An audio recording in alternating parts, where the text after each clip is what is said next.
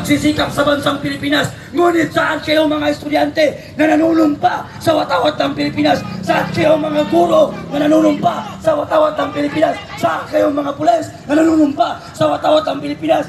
Bakit hindi kayo lumabas at protektahan ang inang bayan laban sa mga politikong kurakot na yan? Panatang makabayan, iniibig ko ang Pilipinas, aking lupang sinilangan, tahanan ng aking lahi. Nasaan kayo? Kayo ba'y mga sinungaling?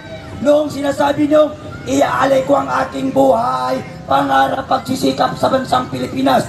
Mga estudyante, kayo ay nanunumpa sa ngalan ng Malayang Republika ng Pilipinas. Ngayon, kailangan kayo ng inang bayan laban sa mga politikong kurakot.